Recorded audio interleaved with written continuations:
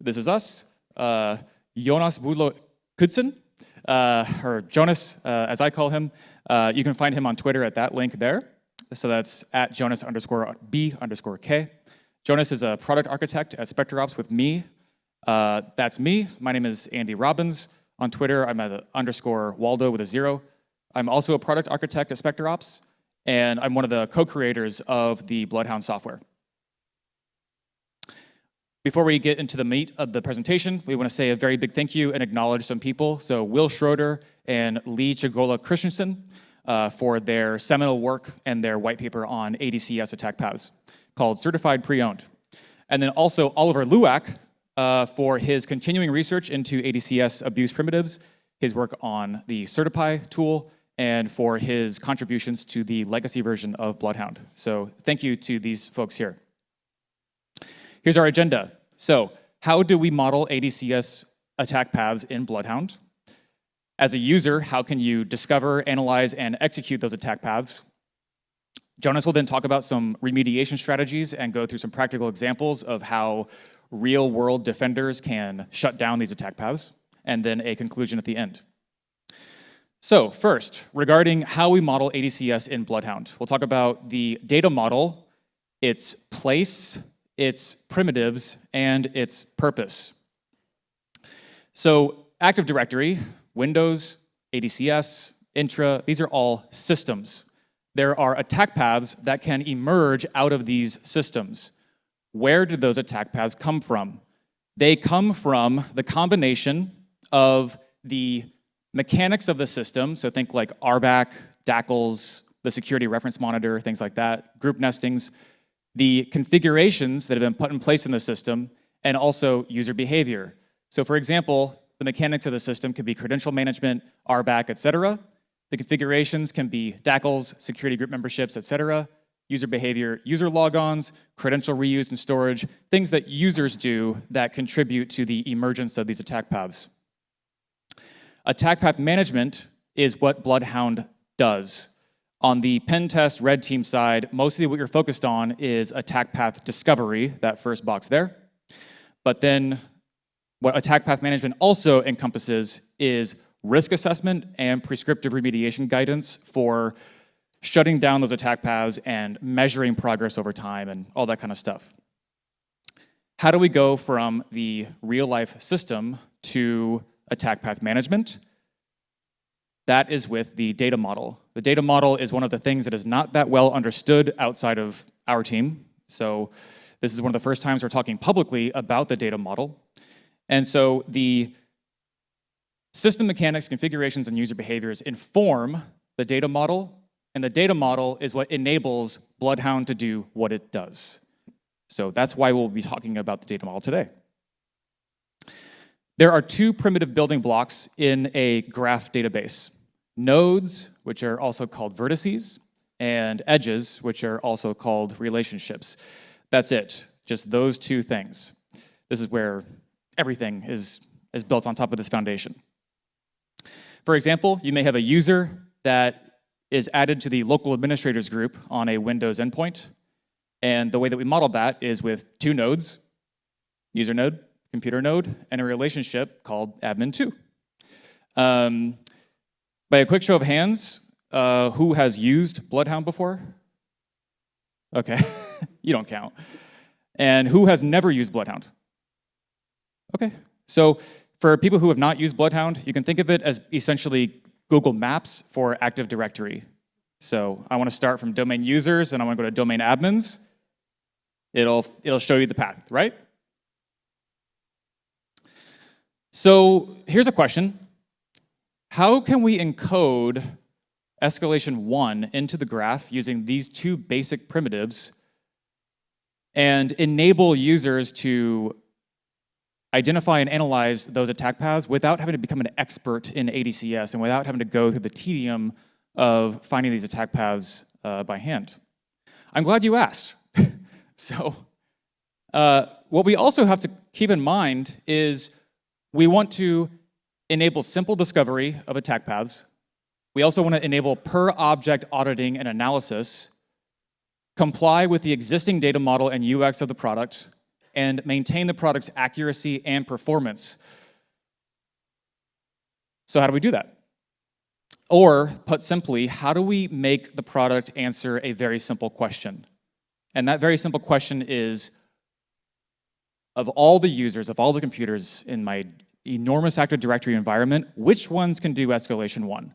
It is a simple question. There's a simple answer, but getting to that simple answer is extremely difficult to do by hand. That's where the data model comes into place. So, where does the data come from, and how do we build the initial model? Everything in Active Directory descends down from the domain head object, and historically, everything in the BloodHound database has come from the default naming context. The relevant LDAP objects for modeling ADCS attack paths are in the configuration naming context. So this is the first time that we're expanding the scope of what BloodHound covers outside the default naming context. And what I want you to do is I want you to follow me through the MMC view of that tree structure as we build the model step by step. So at the top is the domain head. Below that is the configuration naming context. We assign that a type of container, and we store the universally unique identifier of that object. That container contains, among other things, a container called services. What's up? Looks like there's something on the... Oh, yeah. Present there. There it is. Okay. So the services container then contains the public key services container, which contains, among other things, the certificate templates container, the certification authorities container, the enrollment services container, and the nt-auth store object. Continuing on, the nt-auth store object has a property on it called CA certificate. And this is a list of ASN1 formatted certificates that are trusted to do NT authentication in the domain. And so you'll see how that plays in as we expand the model in the next step. But we do the work for you of parsing that ASN1 certificate and storing in that property just the thumbprint of that certificate. The certification authorities container contains certification authority type objects, and we model those as root CA objects because any certificate authority that is listed in that container will be pushed out by group policy to every endpoint in the forest and added to the trusted root certificates container on every endpoint. Again, we parse the certificate for you and store the thumbprint of that certificate in the database. Okay? Continuing on, under the enrollment services container, we have the PKI enrollment services objects. These are the objects that store, for example, what is the host name of where the CA service is actually running, so that as a client, you go to enroll in a template, you actually know what host to reach out to and do that request against. Next, we again store certain information regarding these enterprise CAs, including the object ID, the cert thumbprint, and also the PKI cert chain, if that chain is not just itself. Okay. Next, under the certificate templates container, you will never guess what's there. They are certificate templates. And so we collect those and store certain information about those. We store more than what you see here, but this is what's relevant for Escalation 1. On each of these objects as well, we collect the security descriptor and we collect the relevant ACEs on the DACL of each security descriptor. So for example, on an enterprise CA object is where the enrollment rights are replicated from the host up into the LDAP object. And so from that object, we can see which principals are allowed to enroll, which ones have full control of the CA, and things like that. Also, we have security groups that we model, and the memberships of those groups. That's nothing new, that's been there since the beginning. In this example, on a cert template, we have a user called Jones, which has the enroll ace, against that particular template. So we collect all of those, plus the other abusable ace types that can also allow for enrollment or for other abuse possibilities. That is the initial model for Escalation 1. There is more to this model, but this is what's relevant for talking about Escalation 1. After that information is put into the database, we do a process called post-processing to enrich the model and prepare it for automatic identification of these escalation primitives.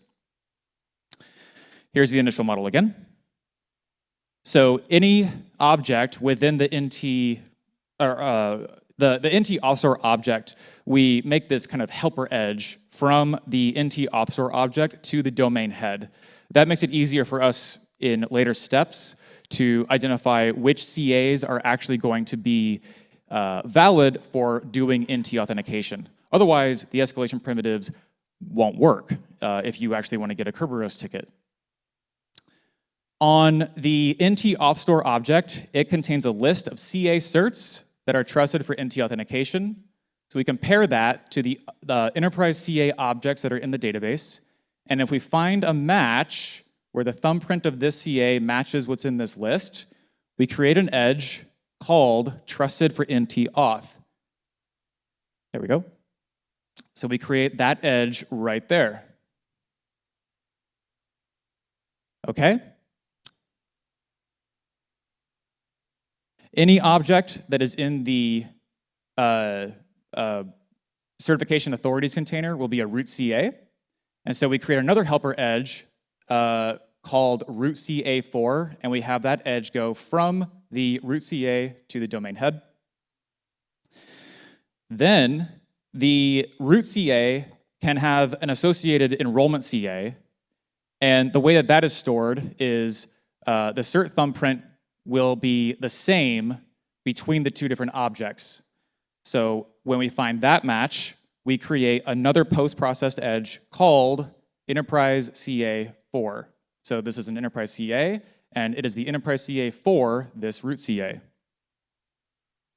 Okay? Sorry, I keep going back and forth. It's like, for some reason, the images aren't showing up unless I go back and forth. Okay.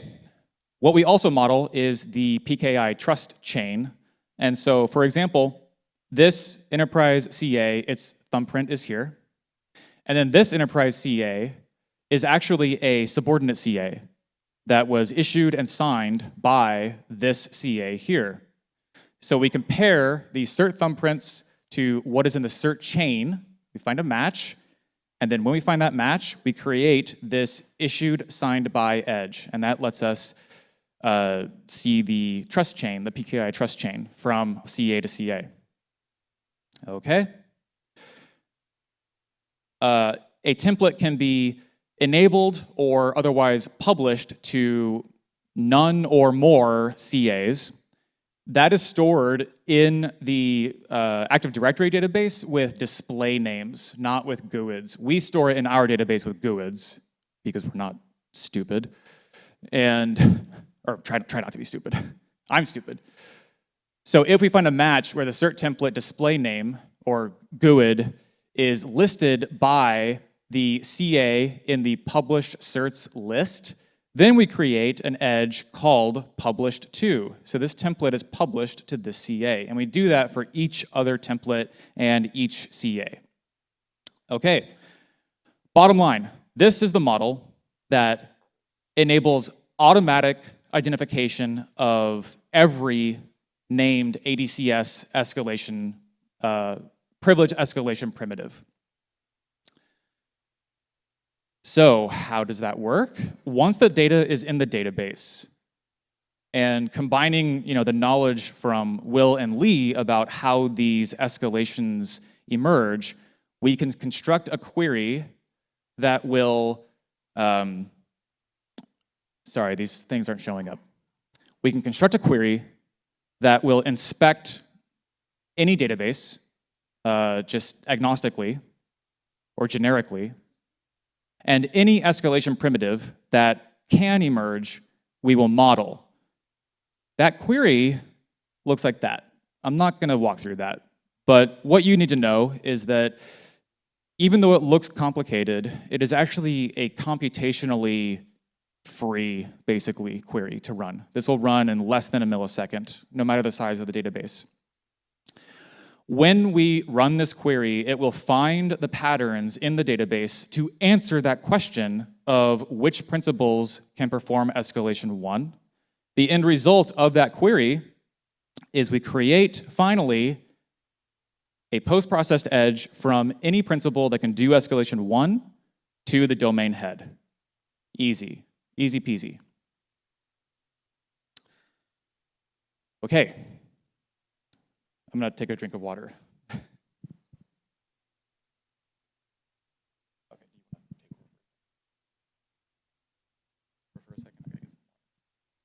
Yeah.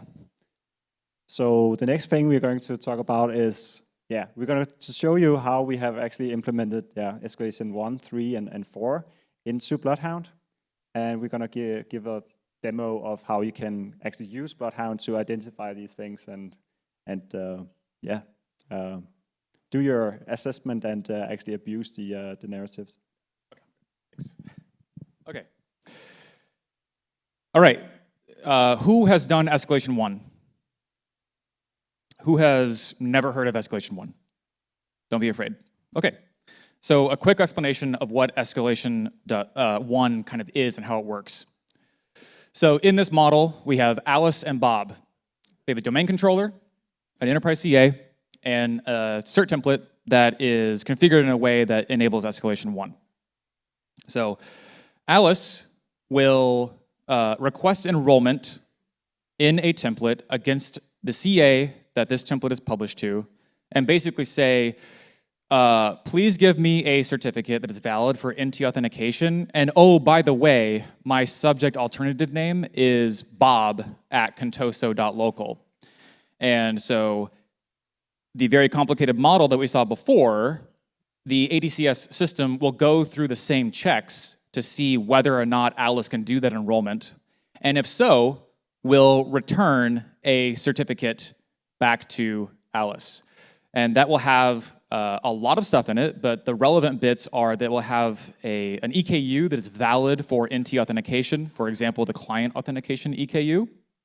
And it will also list in a field called subject alternative name, it will list bob@contoso.local. Now, with this certificate, Alice can then communicate to the domain controller and say, please give me a Kerberos ticket, please give me a TGT as Bob. And this certificate will prove that I am allowed to do that. At that point, the domain controller can parse the certificate and it can understand that, yes, this was issued by a root CA that I trust. And I can see that, yes, it is a CA that is trusted for NT authentication. And so I will return a Kerberos ticket to Alice that Alice can then use to impersonate Bob. Like at this point, authentication is done, and so now Alice has successfully impersonated Bob. Okay, what does that look like if we want to discover that attack path with BloodHound and execute it? So we'll go to pathfinding. And in this example, we're starting as a user called Garcia, and we're searching for a path to domain admins. We find it, and you can see that it goes from Garcia to this ADCS escalation 1 edge to the domain. The domain will contain every principal. So it contains the users container, which contains the domain admins group. That means that with the escalation 1 primitive against the domain, that we can impersonate any user. So think of this as like kind of similar like DC sync. If DC sync is against the domain, we can extract the NT hash for any principal in that domain. You can click on this edge to get information about this edge. So you can see like general information about what this means. You can see example Windows abuse commands, Linux abuse commands, etc. But what we just clicked on before this laid out is there is another feature here that we added for ADCS. And it is this feature right here called composition. So if you want to execute escalation 1, you need to know what's the template, what's the CA that I want to target. And so by clicking on the composition accordion item, we can see what the details are of where the attack path starts and where it ends, which is at the domain head. And so we can see Garcia is a member of this group called Group 1, which has enroll rights against these 2 different templates. Garcia also has enroll rights against this CA. This CA is the enterprise CA for this root CA, which is a root CA for the domain. And this CA is trusted for NT authentication as listed by the NT auth store for this domain. So the other properties of the templates that enable client authentication, that don't require manager approval, don't require authorized signatures, etc. Everything that goes in to enabling escalation 1 has been taken into account when this is displayed. So with that information, we can very easily do the attack. So first, we'll just demonstrate that we're not domain admin by trying to dir the $C drive on the domain controller. We get access denied. Then we're going to use Certify to abuse escalation 1, and we're mentioning the CA, and we're also mentioning the template, and we're mentioning the principal that we want to impersonate. In this example, it's researcher, which is a domain admin in our domain. When we do that, we get a certificate file back in PFX format. And then we'll do that next step where we ask the domain controller, let me get a TGT for this user, and here's my certificate to prove that I can do that. That works, and then in this example, we're actually doing the shadow credentials attack that Oliver Luwak put into Certify. And the end result is that we have the NT hash for the researcher user. If you're not familiar with what that means, the NT hash is just as good as the clear text password. So we have become domain admin.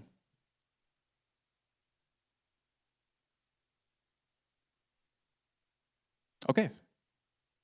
Yeah. Maybe? Can you hear me? Yeah, you're good. Okay. Yeah, so I think I'll just press this one. The next one is Escalation 3. And Escalation 3 is the abuse of enrollment agent permissions. And I'll explain that concept with a similar example as the one we had before, where we have Alice and Bob and an enterprise CA and a domain controller. And this time we have 2 published certificate templates, one called enrollment agent and another one called user. Alice wants to be an enrollment agent, so she requests a certificate of the enrollment agent certificate template. Assuming that Alice has the enrollment rights on the enterprise CA and on the template, the enterprise CA will issue this agent certificate here. And what's special about this enrollment agent certificate is that it has this EQU called certificate request agent, and that makes you an enrollment agent. What an enrollment agent can do is to enroll on behalf of other users. So the next thing Alice will do is to request a certificate of the user template on behalf of Bob. And Alice is allowed to do that because she can present the certificate proving that she is an enrollment agent. So the enterprise CA is going to say, that's fair, and give her a certificate as Bob. And the user certificate template has this client authentication EQU. So now we're kind of in the same position as we were before with Escalation 1. So now we can just exchange this certificate here to a Kerberos ticket on the domain controller. And Alice has now completely impersonated Bob. So what is an enrollment agent? It is a principal that has this certificate with this special EQU called certificate request agent. And what an enrollment agent can do is to enroll on behalf of other principals. There are some restrictions, though, in what templates you can enroll in. You can enroll in all templates of schema version 1, and then also in schema version 2 and higher, if they specify this certificate request agent EQU in their application policies.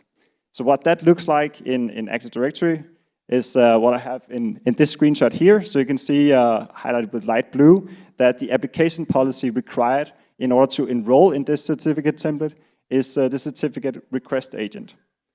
There are, though, like a lot of Schema 1 certificate templates available by default in Active Directory, so usually you can go for those.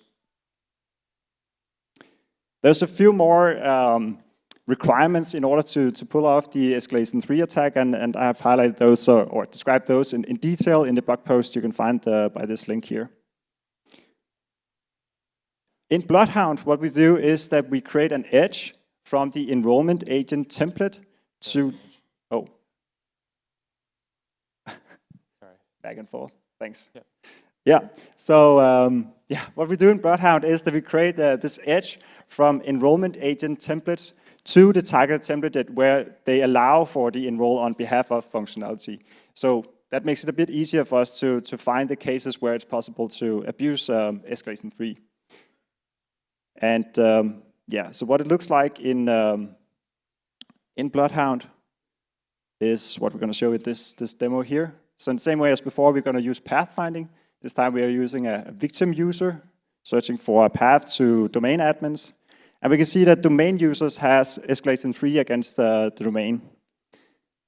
And as before, if we click on composition, we can see the underlying nodes and edges. So we can see that domain user has enrollment rights in this user template and also in this enrollment agent template here. So what we're going to do now is to abuse it, and we're going to use the abuse information that's available in BloodHound. So we're just going to copy paste this whole step-by-step guide here into a text editor, and then we need to replace the names of the actual objects that we have in our environment. So we need the CA name that we're going to enroll in. We also need the DNS host name of the CA. And then we need to specify the enrollment agent template. Then we have a lot of text here we can just delete. And then we need the CA name again in the second enrollment where we enroll on behalf of a target user. We have already specified the right template here. And now we need to find a target that we can impersonate with Escalation 3. So we're going to check the domain admins group and check who are the members in there. And we have a user called researcher. So we're going to target that user. More text we can delete. And at last, we also need to specify when we request a Kerberos ticket that we want to get the ticket as the target user. Now we are on the attacker machine, and we are logged in as the victim, and we cannot access the dollar on the domain controller. So now we are enrolling using Certify, the enrollment agent certificate. And we get that. And with Certify, you need to store the private key of the certificate you receive to disk.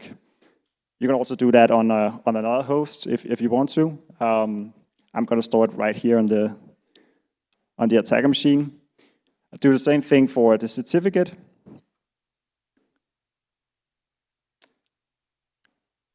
And then we're going to use the built-in Windows tool called Search Utils to create a PFX file or PFX version of the certificate, which allows us to do the enroll on behalf of for the target user.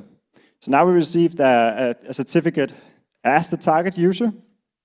We're going to store the private key to disk and the certificate as well.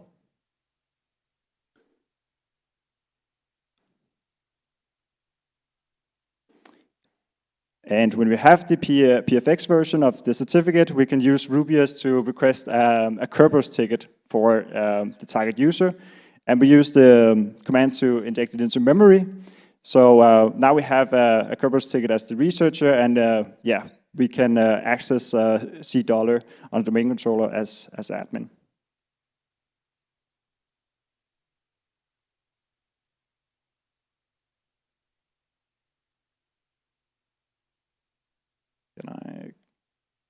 There we go. Cool. Okay. So next, we will discuss another privilege escalation, which is called Escalation 4. So recall this model, and where we have this user that has enroll rights against this template. With Escalation 1, all of these things have to combine. If you get rid of any one of these moving pieces, then Escalation 1 evaporates, and it's no longer possible. So what if that user doesn't have enroll rights against the template? What would be needed in order for Escalation 1 to reemerge? Well, the user would need to receive enroll rights. And a user can do this for themselves, or somebody else can do it. If the user or if somebody else has the permission to do so. And that may sound obvious, but it's important to model these things because they happen in real life, where everything is there except for one thing, but that one thing is made up for somewhere else. If our tool doesn't report that, that becomes a false negative, which is bad. So we model Escalation 4 just like we model Escalation 5 with, there's one thing missing, but you can make up for it in this other way. So this model also includes the abusable ACE types from just like a generic principal node to all those other objects. So that is in the model as well. So for example, what if the user has generic all against the template? Well, with generic all, they can give themselves the enroll right, or I think generic all does allow enrollment for the template. It does. Yeah. So the user does have enroll rights through a different relationship. You might be thinking this, like that wouldn't happen in the real world. That's wrong. We have seen this more times than is probably like what you would expect. This is a screenshot from a customer environment, which is sanitized obviously, where the authenticated users group or principal has right owner, right DACL, generic right, generic all against these different templates where the rest of the requirements are in place for Escalation 1 to emerge. So even though authenticated users doesn't have the enrollment right, it can either give itself that, or it can have that with generic all, for example. So it's kind of like Murphy's Law. It's like if something can happen, eventually it will. If the system can be configured in a certain way, eventually admins will do that, or more likely, third-party software will put those configurations in place without the admins even knowing about it.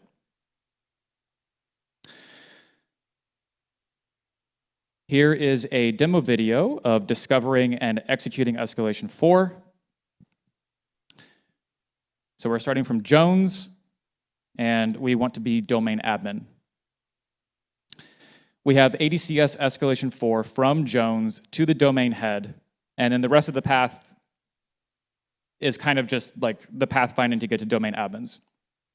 We hit the composition feature, and we can see that Jones has generic all on the template. We can see some of the same info that Jonas was showing earlier with like general information about what that attack primitive means. So we will try to abuse Escalation 1, which will fail. So I guess actually generic all is not enroll. Maybe, I don't know. So we'll try to do Escalation 1, and it says failed to request certificate, and it has an error message giving the details of why that was. I know, it's because the template wasn't configured with like the client auth EKU, yeah. So we will make the template vulnerable to Escalation 1 using Certify, which is so easy, and I love the work that Oliver Luwak did here. We'll save the current version so that we can put it back, and that becomes escalation4.json. Then, after we have updated that template, we will go ahead and reattempt to do escalation 1, which this time will work. So we have researcher.pfx written to disk. And then, similar to what we did with escalation 1, which is just what we're doing now, we will do the shadow credentials attack and get the NTLM hash for the researcher user with this command here. And then after that's done, we will clean up after ourselves and put the environment back into the state that it was when we found it by doing this command here, which will update the escalation4 template back to the state that it was in before we did the attack. So now things are cleaned up and we are domain admin.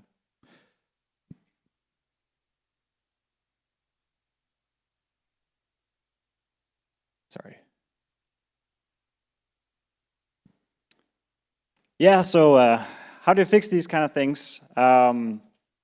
First things first, we need to identify all the non-tier 0 principals that has any of these ADCS escalation possibilities.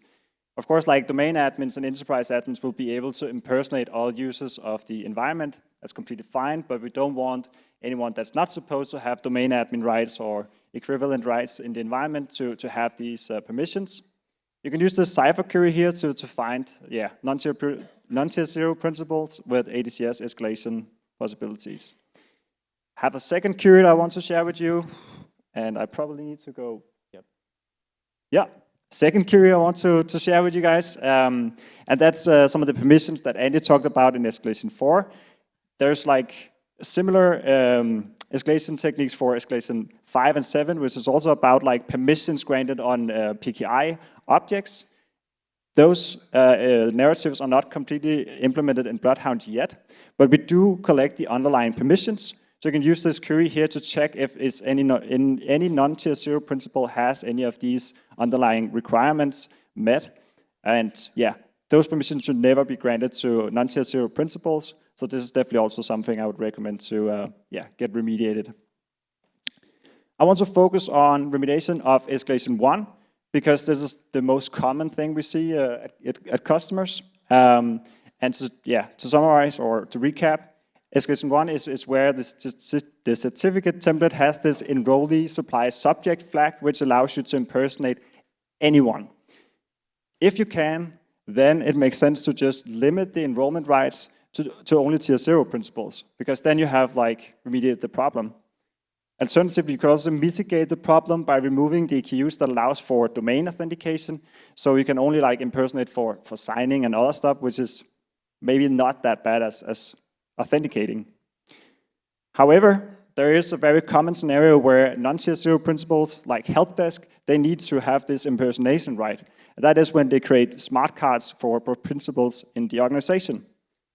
Luckily, there is actually a solution to that, and that is the enrollment agents that we talked about in escalation 3. Because with enrollment agents, you can actually specify very granular permissions for these enrollment agents and limit the ability to impersonate other users. So on the CA itself, you can specify which principles exactly the enrollment agents are allowed to impersonate. And that might be difficult for an IT admin to figure out like exactly what principles they're allowed to impersonate, but you can at least then deny the impersonation for all the tier 0 admins.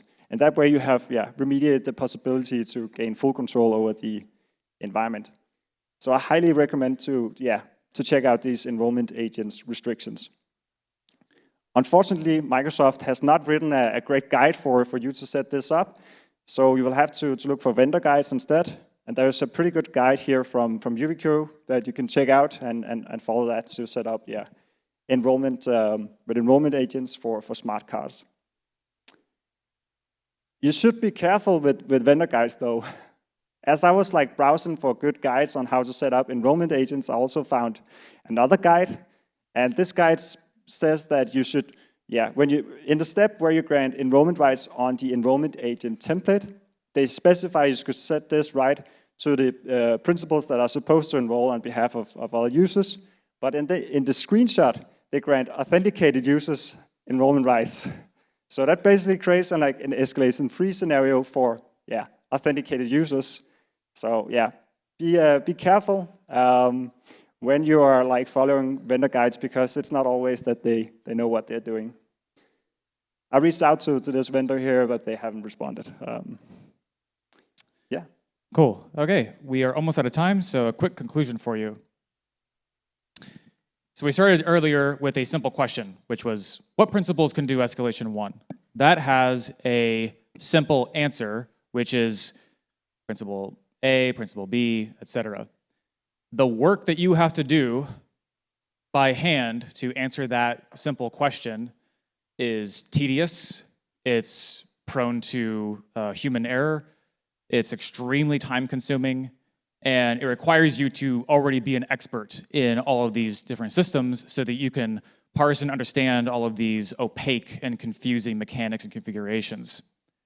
So instead, you can use BloodHound, and the results will be accurate, automatic, and accessible, and the software is free and open source. So our objective is with BloodHound to help you skip this stupid work so that you can do more interesting things and let the software, let the product, let the computer do that hard analysis work for us.